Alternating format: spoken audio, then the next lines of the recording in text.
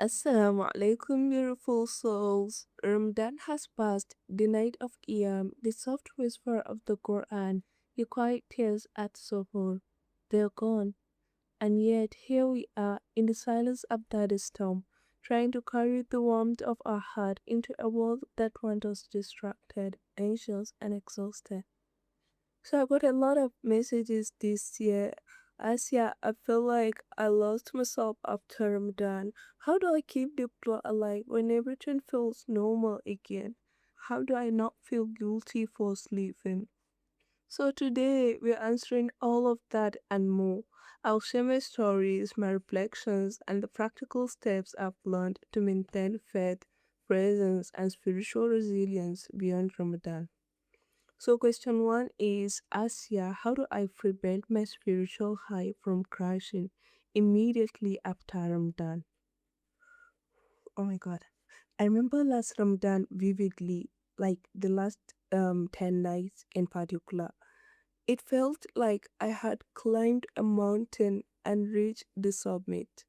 Every prayer, every dua, every verse of Quran felt alive in my veins. I remember walking back home one night after qiyam, the city lights sparkling, the cool night air on my face, and thinking, this is it. I'm fully present, I'm fully connected.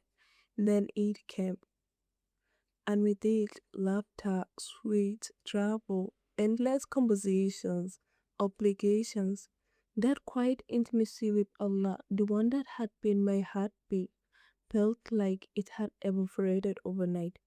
And then suddenly, I was just me again. Not the elevated version of me I've become in Ramadan. So here's the truth. Spiritual heights are meant to be a state, not a permanent state. They're training grounds for your heart. They show what your soul can feel, but they don't guarantee you'll stay there without effort. So what do I do now? I anchor my heart in small, consistent ritual, not heroic acts.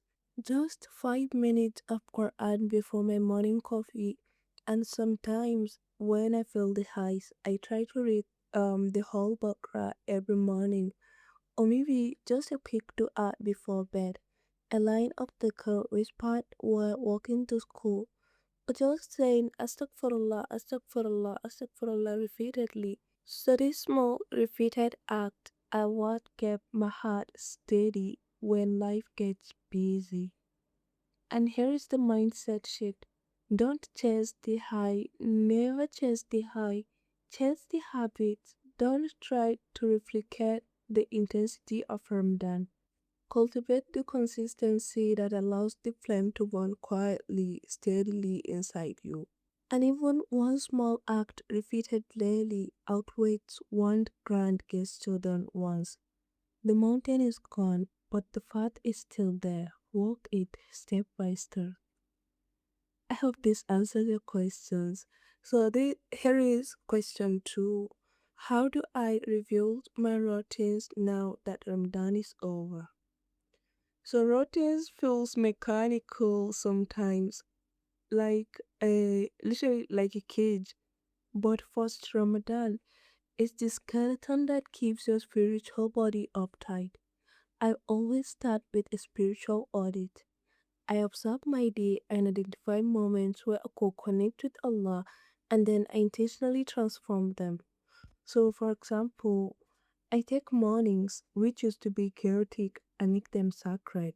Simple, slow mornings. So I wake up a little earlier, sit on my prayer mat, and repeat a few verses of the Quran. Not an hour, just 10 minutes. But these moments anchor my day in calm and presence. Then I sprinkle small pauses throughout the day. A dua before lunch, a reflective prayer before a meeting, a quick dhikr while cooking. These moments aren't about perfection. They remind us that my heart belongs to Allah even in ordinary life. So flexibility is key. Some days I can pray on time and read Quran. Other days I barely manage. So instead of guilt, I embrace adaptive devotions. I may only have 10 minutes, But if they are intentional, they are enough. So the tip here is pick one spiritual habit for morning, one for midday, and one for evening. Anchor them first. As these habits grow, they naturally expand into a lifestyle. That's how routine for Ramadan becomes not a checklist, but a living. Like breathing structures that nurtures your soul. I really hope this answers your questions. So here's question 3. I feel like I'm losing my connection to Allah. How do I reignite it without Ramadan's structure? Oh my god. This feeling, I know it intimately. First Ramadan, I've had weeks where I've read mechanically, read Qur'an without feeling, and wondered if my hand had shrunk overnight. It's disorienting, like the intensity of Ramadan leaves you craving connection, and suddenly it seems gone. If you know the way I budget my things, like the way I'm supposed to record this episode, this post Ramadan episode, oh my god, I've been postponing it because I needed that connection. I really need to feel that I need a sign. And oh my god, I was doing everything mechanically. I don't even know what I was doing. I just needed a connection with Allah and everything. So yeah, Alhamdulillah, here I am recording. So maybe if you listen to this, you might also feel something, and inshallah. So I learned that connection isn't ritual dependent, it's heart dependent. I remember a day I spent scrolling endlessly on my phone, feeling hollow, so I just zoomed out and stopped. I closed my eyes and whispered, Allah, I feel lost, guide me. 30 seconds of honesty. That was all it took. The warmth that returned surprised me. It was subtle, quiet, but real. The moment reminded me that phrases beats perfection. So how do you reignite connection? Invite Allah into your ordinary moment. Pray on your commute. Whisper dua while cooking. Listen to Allah's signs. Connection is less without quantity and more about quality.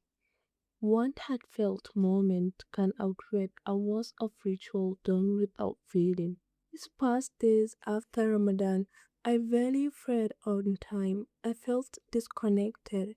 Then I used to sit every night and whisper a dua and cry to Allah. So that vulnerability revealed my connection more than any schedule ever could. So the takeaway here is even imperfect fleeting connection matters. Show up even briefly. Speak to your heart. Feel presence, not perfection. Keep the soul close to Allah. So this is the end of question 5. It really hit me, this one is so hard. So here's question 4. How do I stay spiritually resilient when life gets heavy after Ramadan? So life will hit you, oh my god, beautifully and painfully. And spiritual momentum will be tested. So after Ramadan, I faced deadlines, family stress, normal life chaos. My prayers becomes mechanical, my heart distant. And that's when I realized that resilience isn't about never breaking. It's about returning, even when broken. So I developed 3 tools. One is reflection journaling. So each night I'll write one moment I felt Allah's presence. Sometimes it's subtle, sometimes it's a stranger's smile or a buzz that hit unexpectedly. So these entries train my heart to notice Allah's guidance even amidst chaos. And also accountability cycle. A lot of times I talk to a friend and I tell her a lot about my struggles because it really kept me grounded. Because spiritual resilience grows in community, not isolation. And then flexible discipline. So some days 5 minutes of the car, other days 30 minutes. Because the goal isn't structure, it's showing up consistently. And as time goes on, I also began celebrating small victories, like finishing a surah or praying on time despite exhaustion, or whispering a heartfelt dua. They all count. Because spiritual resilience isn't built in grand gestures, it's built from small repeated acts of returning. So, yeah, I hope this answered your question. So, question 5 is, can you give practical steps to maintain the Ramadan feeling all year? Oh my god, I'll be happy to do that. So, literally, maintaining that Ramadan feeling isn't about forcing yourself to replicate the month. It's about creating a rhythm that keeps your heart tender, alert, and connected. Because I've learned this through trial, failure, and small victories. So, literally, the first step is to anchor moments. I pick 2 to 3 sacred pauses in a day, like times where my phone is off and my mind can check in with my heart.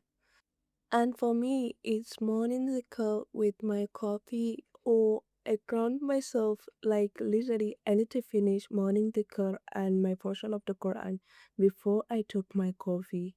So that's what kept me literally going.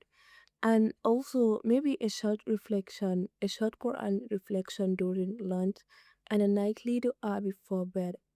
These aren't long. They're like they will like took 5 to 10 minutes each, but they also remind me that I belong to Allah in every moment. So over time, these small pauses accumulate, and the heart literally it doesn't notice the minutes. It notices the consistency. So also, I create like weekly Ramadan style rituals. Like Ramadan doesn't have to be only a month. You may choose one night a week. Maybe for me, I usually use Friday nights to read, reflect, or pray extra. And sometimes it's fasting Monday or Thursday. So this has to be after Shawwal, literally. So like these micro Ramadan moments train the soul to remember its potential, to test that intimacy with Allah without waiting for the next month. And I also use a monthly reflection prompt. So I write something like this down. Where did I feel Allah's guidance this month? Or maybe what moments humbled me? Where did I sleep? And what did I learn? So these reflections act as checkpoints for me. So they like recalibrating a compass that sometimes drift in the chaos of life. And also, most importantly, your environment matters. Keep reminders around your home, Quran verses on sticky notes, du'as near your mirror, prayer beads in your bag. So when I see these cues, my heart instinctively softens. It's subtle but powerful because our environment shapes our spiritual posture more than we realize. And then finally, most of all, celebrate small victories. Maybe you've read consistently for 3 days, or maybe you finished a surah, or maybe you made dua even when you didn't feel like it. Acknowledge it. Too often we dismiss our effort, waiting for big moments. Because spiritual momentum comes from noticing these small victories, the gentle victories that whispers you are growing slowly, steadily. So the key takeaway here is never ever chase the high. Build a lifestyle around tender, consistent, small connections. That's how Ramadan's essence lives year round. I really hope this answered your question, sister. So the next question is, Asia, what if I feel guilty for sleeping or failing after Ramadan? Oh, the guilt. I've carried it and I know it well. First Ramadan, it's easy to look at your heart and whisper, I felt I'm weak, I can't keep this up. That voice is not your heart, it's the enemy whispering doubt and shame. I remember last year after Ramadan, I went 2 days without praying on time. Was it even 2 days? It's more than 2 days. Like when I say 2 days, you know, like the way we normally said 2 days. So I felt crushed, I felt ashamed. I told myself I have ruined everything. And then I paused. I remembered a verse where Allah was saying, Allah does not burden his soul beyond that it can bear, which is Surah Al-Baqarah, verse 286. And I realized that guilt isn't accountability, it's a trap. Accountability is reflective, constructive. Guilt paralyzes. So I created a guilt antidote routine. When I see this one, um, acknowledgement. I accept what happened without judgment. I whisper, yes, I slept. I'm human. Allah knows my effort. And I also return even a single prayer, a single heartfelt dua, a verse read with honesty. This small act resets the heart. One action dismantles guilt faster than hours of self flagellation. And then also reflect. Ask yourself, why did I sleep? What can I adjust? But do it gently. Reflection isn't punishment, it's guidance. So I also learned to normalize imperfection because literally every day is a new chance. Every sleep is an opportunity to practice returning. So that's the essence of faith, persistence in returning to Allah, even when our hearts waver. So you see, let's just look at this guilt. Just look at it at just look at it as a paralysis.